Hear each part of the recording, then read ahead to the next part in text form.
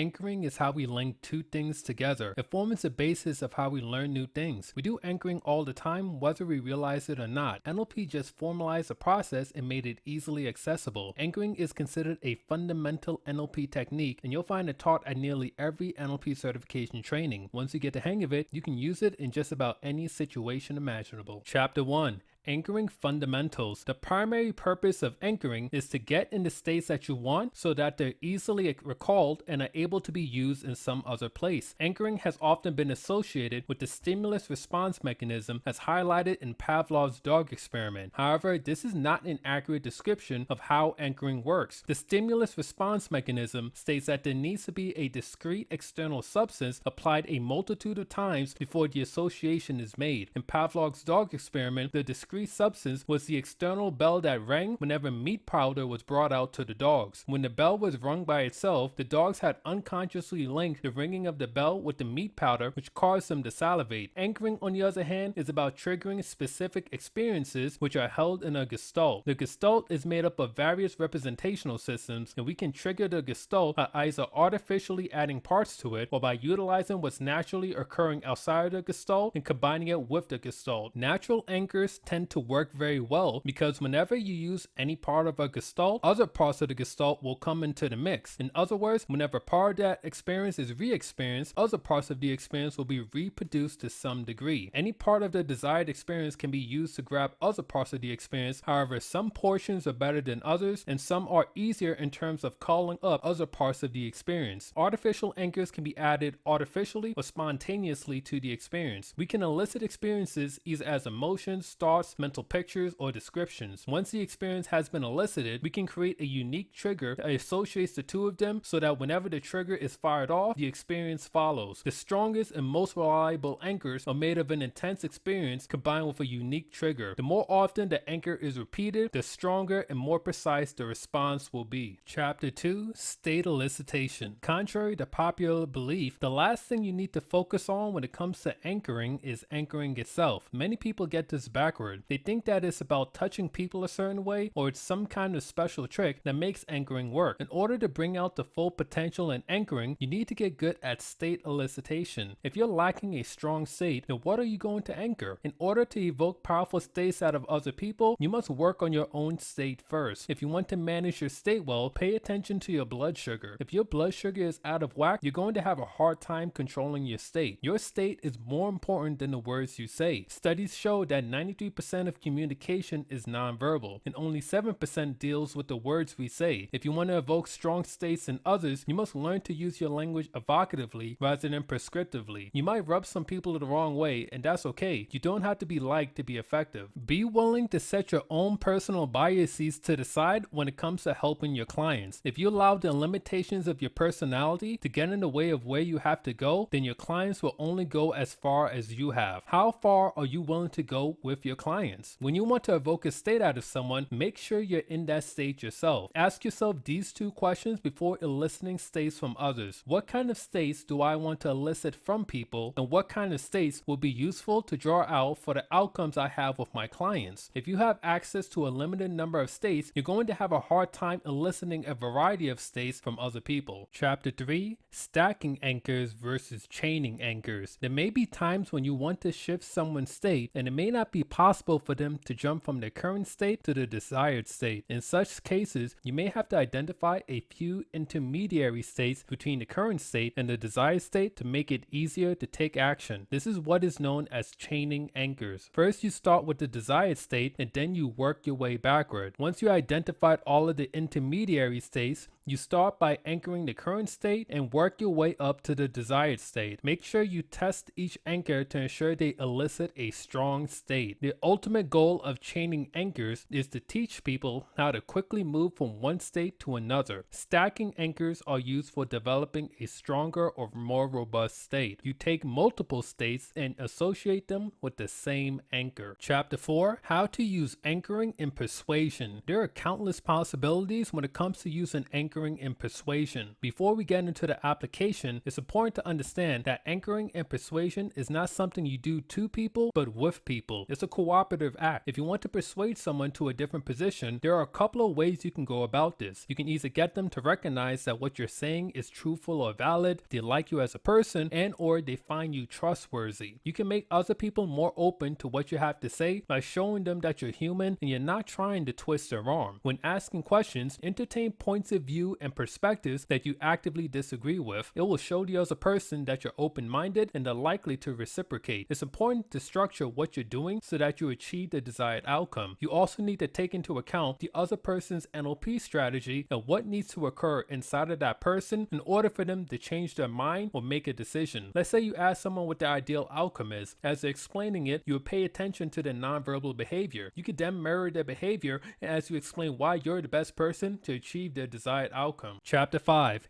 NLP Anchoring Best Practices. When working with other people, you need to have a tote to know where you're going. Tote refers to the tote model, which is an iterative problem-solving strategy based on feedback loops. The tote helps you determine whether you're moving towards the desired state or away from it. It's important to note that the step-by-step procedures you can learn in a training or in a book are not how you work with people. It's how you learn. When working with other people, the most important thing is how you relate to others. Sometimes the best work you do with your clients happens before the session even starts. Communication is like a dance between two people, and you need to be able to alter what you're doing when the time calls for it. In NLP, we act as refined feedback machines. Your questions should be framed based on the feedback you're getting from your clients. The purpose of asking questions is to get people to go into their own experience. Once you've worked with enough people, you'll notice that there are only a handful of patterns and strategies you need to be aware of. It's your job to find them. In regards to timing an anchor, many people worry about getting this right. Unfortunately, there isn't a one-size-fits-all solution. I recommend getting good at observing other people. Everyone is different. Some people flare up quickly and go out. For other people, the pressure builds up over time. Hey, this is Jacob, founder of PCI Alpha. Hope you enjoyed today's video on NLP Anchoring. Now, if you haven't already subscribed to the YouTube channel, make sure to hit the subscribe button down below and tap the bell icon. That way you'll be notified as soon as we release new content.